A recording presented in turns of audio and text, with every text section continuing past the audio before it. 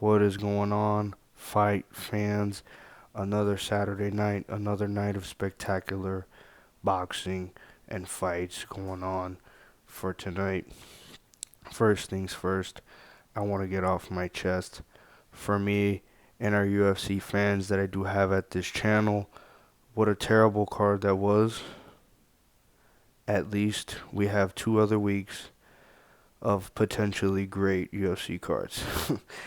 But let me get that out of the way, and now we'll focus on to boxing and the cards that we had here tonight, particularly the Gervonta Tank Davis fight. And I'm going to start off with the co-main event of Alexander Vostok and David Benavidez. Benavidez coming off his win, I believe, against Demetrius Andrade, with a very impressive performance that he came off against him, another undefeated fighter.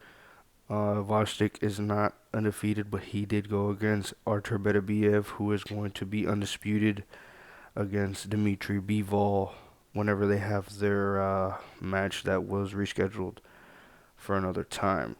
But at the beginning of this fight, one thing I did notice and I did appreciate a lot, instead of head hunting by David Benavidez, there was a lot of great body work.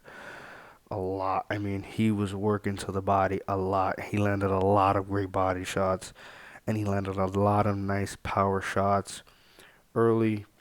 Well, throughout the whole fight, he did land a lot of good shots, but particularly early in the rounds, it did show that he did carry over his power and especially his speed in another weight division. It did make Luke Vostok look like he was the man with the less speed and power throughout the entire fight, but he did stay steady.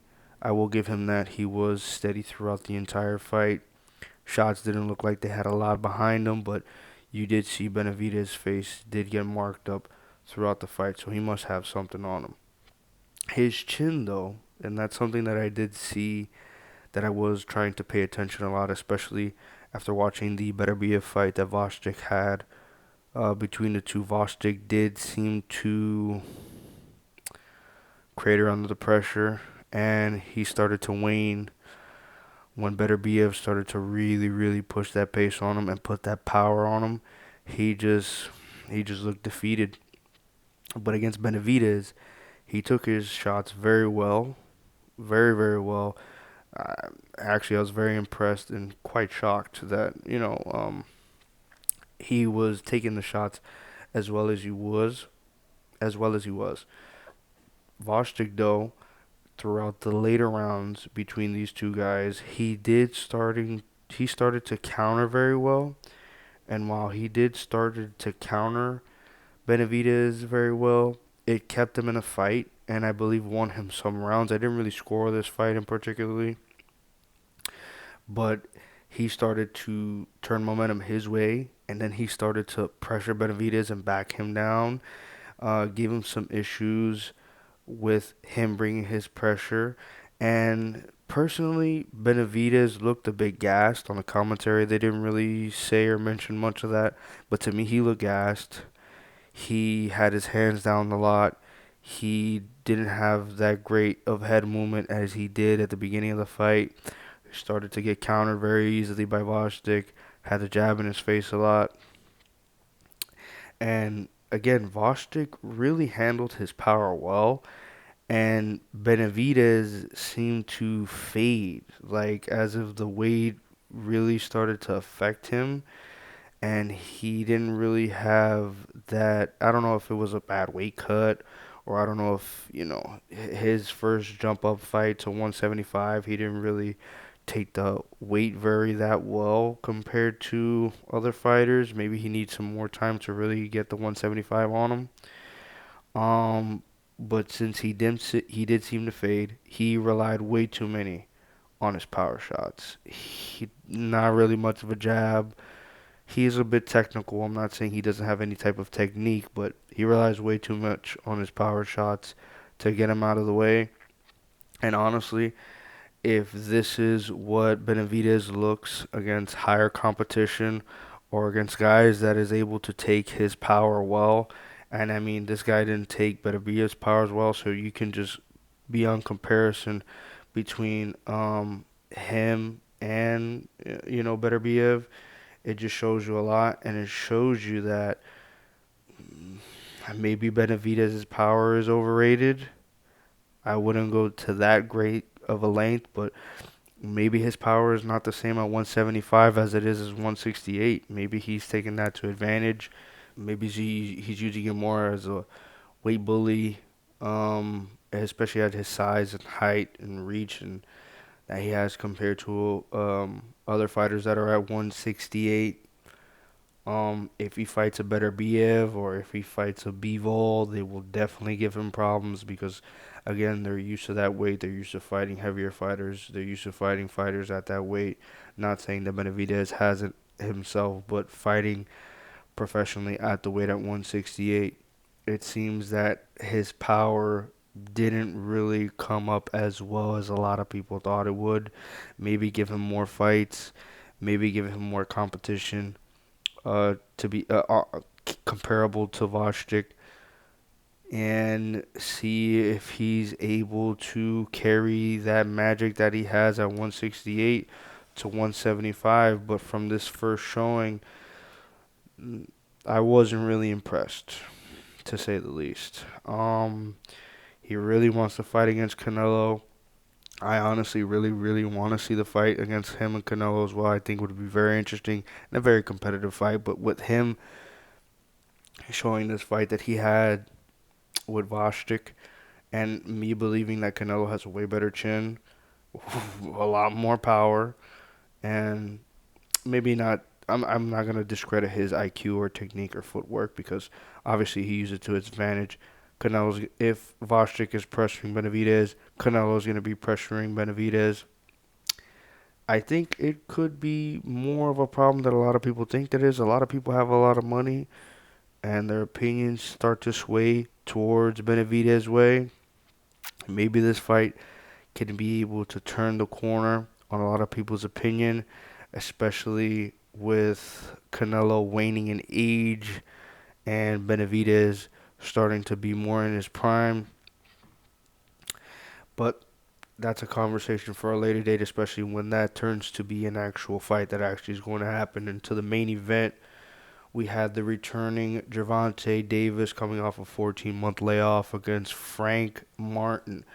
And I did not make a prediction video. I need to start making prediction videos, honestly, more on these fights to, push out narratives that I want to push out about me being correct about fights. But I did believe that while I thought Tank Davis is going to win this fight, I wouldn't have been surprised if Tank would have won on the cards because I did think Frank Martin was a good enough boxer to be able to take it to the cards. And it did show. And I did score this fight. I mean, it wasn't. It ended up in a knockout. If you're watching this video, if you know what happened, you watch the fight, whether it be pirated or whether it be you bought the pay-per-view, you know what happened. Or you saw it on social media. But there were a lot of things that I noticed and I picked up, especially from the rounds that I believe Martin won. Martin had a lot of good footwork. He had a really good jab.